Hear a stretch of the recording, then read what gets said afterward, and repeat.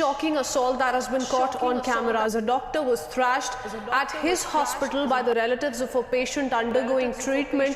Various instances of attack on doctors by COVID.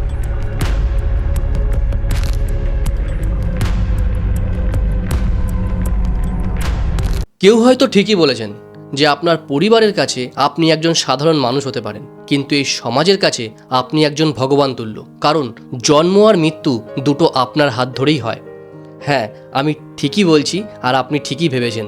আমি কথা বলছি একজন ডাক্তারবাবুর কথা, আর আজকে শেয়ার করব এইরকমই একজন ডাক্তারের স্টোরি। নমস্কার, আমি সুজিত। একটা নতুন গল্পে আপনাকে স্বাগত।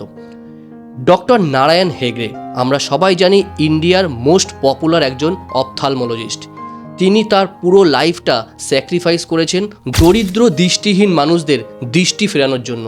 তিনি অলমোস্ট 20 লক্ষেরও বেশি অস্ত্রোপচার করেছেন, এবং এই অস্ত্রোপচার করেছেন সম্পূর্ণ বিনামূল্যে, কারোর কাছ থেকে একটা টাকাও নেয়নি। চিন্তা করুন কতটা অ্যাগ্রেশন থাকলে, তার প্রফেশনের প্রতি কতটা ডেডিকেশন থাকলে এরকম একটা ডিসিশান নেওয়া যেতে পারে।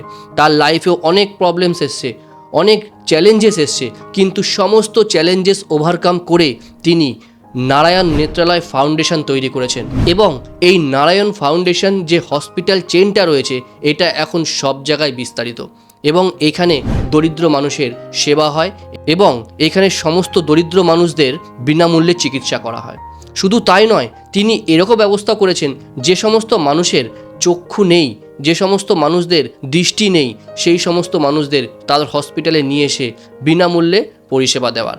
ডক্টর নারায়ণ হেগড়ের এই নিঃস্বার্থ কাজ এবং নিঃস্বার্থ প্রচেষ্টা আজকালকার দিনে নিউ জেনারেশন যে সমস্ত ডক্টরস কমিউনিটি রয়েছে তাদেরকে অনুপ্রাণিত করে। এবং তার যে ফাউন্ডেশনটা ছিল সেটা এখনও নন প্রফিটেবল ফাউন্ডেশন, মানে একটা এনজিও সংস্থার মাধ্যমে তিনি তার কাজ চালিয়ে যাচ্ছেন এবং তার টিম কাজ চালিয়ে যাচ্ছেন। ডক্টর নারায়ণ হেগড়েকে ইনসাইড সুজিতের তরফ থেকে আমি সুজিত জানাই অসংখ্য ধন্যবাদ স্যার। আপনার জন্য এত লক্ষ লক্ষ মানুষ তার দৃষ্টি ফিরে পেয়েছে, তার নিঃস্বার্থ প্রচেষ্টাকে জানাই কুর্নিশ। আজকে ডক্টরস ডেতে আরও কিছু কথা আপনাদের সাথে শেয়ার করব। WHO মানে ওয়ার্ল্ড হেলথ অর্গানাইজেশন থেকে একটা আর্টিকেল দেওয়া হয়েছিল, যেখানে বলা হয়েছিল 8 to 38 of health workers suffer physical violence at some point in their careers, এবং এই সংখ্যাটা 85% in China, 75% in India and 47% in US। চিন্তা করুন, আমাদের ইন্ডিয়াতেও 75% doctors are suffering violation from the civilians. এই যে ভায়োলেশনটা হয়, এটা কিন্তু রোগীর ফ্যামিলির তরফ থেকে হয়। হ্যাঁ, আমাদের আপনজন হারিয়ে যাওয়া বা চলে যাওয়ার দুঃখ আমাদের সবসময়ের জন্যই থাকে। কেউ কিন্তু পারফেক্ট নয়, আমি বলছি না যে ডাক্তাররা 100% ঠিক, কিন্তু মানুষের কিছু কথা, মানুষের কিছু কাজে আমরা এতটাই ইমোশন হয়ে অ্যাটাকিং মুহূর্তে চলে যাই, আমরা ডাক্তারদেরকে আঘাত করে ফেলি, আমাদের যে হসপিটালের যে অ্যাসেটস রয়েছে সেগুলোকে আমরা ভাঙচুর করে ফেলি। কিন্তু তারা কিন্তু কখনোই, একজন ডাক্তার কখনোই চায় না যে কোনো একটা মানুষের প্রাণ চলে যাক।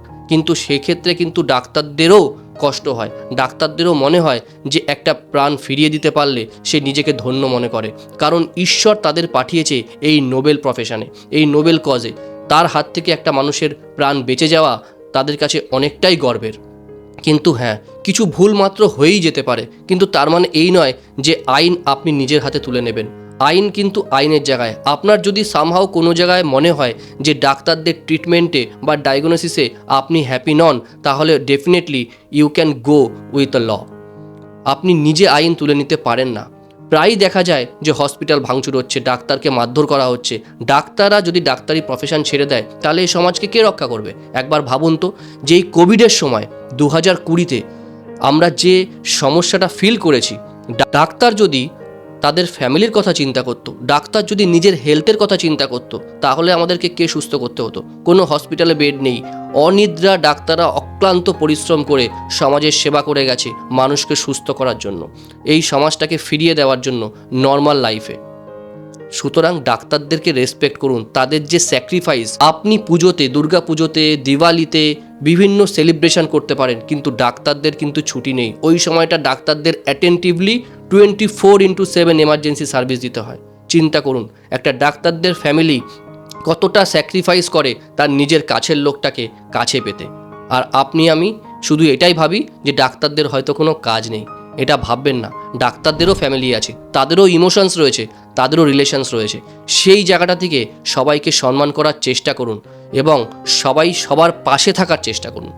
আজকে ডক্টরস ডেতে সবার কাছে এটাই আপিল রাখবো, এই ভিডিওটা শেয়ার করে সবাইকে এটাই জানান যে ডক্টরস আমাদের সোসাইটিতে পজিশনে রয়েছে, যেই পজিশনটাকে আমাদের সবাইকে রেসপেক্ট করা উচিত। ওই যে প্রথমেই বললাম যে তিনি হয়তো তার পরিবারের কাছে খুব সাধারণ একজন মানুষ, কিন্তু আমাদের সোসাইটিতে তিনি একজন ভগবানের কিছু কম নয়, কারণ জন্ম আর মৃত্যু দুটোই তার হাত থেকেই বেরোয়। একজন ডাক্তারকে যখনই দেখবেন, যখনই তার কাছে যাবেন, সম্মান করুন। আপনার যদি তাকে পছন্দ না হয়, আপনি ডক্টরস চেঞ্জ করুন, কারণ আমি তো ডক্টর নয়। আপনার কি রোগ হয়েছে সেটা একমাত্র ডাক্তারই বলতে পারবে। এই বলে আজকের ভিডিওটা এখানেই শেষ করব। যদি ভিডিওটা ভালো লাগে, ভিডিওটাকে লাইক করে সবার সাথে শেয়ার করুন। আর শেষ করার আগে সবসময় যেটা বলে থাকি, মা বাবার আশীর্বাদ, ঈশ্বরের আশীর্বাদ আর আপনজনের আশীর্বাদ নিয়ে এমন কিছু কাজ করুন যেটা দেখে সবাই আপনার মতো করতে চাইবে, কারণ জীবন তো একটাই। সবাই ভালো আর সুস্থ থাকুন, দেখা হচ্ছে অন্য ভিডিওতে। লাস্টলি সবার শেষে আর একবার বলবো, যেহেতু আজকাল ডক্টরস ডে, সমস্ত ডক্টরস অ্যান্ড দেয়ার স্যাক্রিফাইসকে আমি জানাই কুর্নিশ অ্যান্ড স্যালুট। সবাই ভালো থাকুন, সুস্থ থাকুন। আর আপনারা যেহেতু ডক্টরস, আপনাদের নিজেদেরও খেয়াল রাখুন, কারণ আপনারা ভালো থাকলে এই সমাজ ভালো থাকবে, আপনারা ভালো থাকলে আমরা ভালো থাকবো, আপনারা ভালো থাকলে আপনার ফ্যামিলিও ভালো থাকবে। আপনারাও ভালো থাকুন স্যার। Thank you.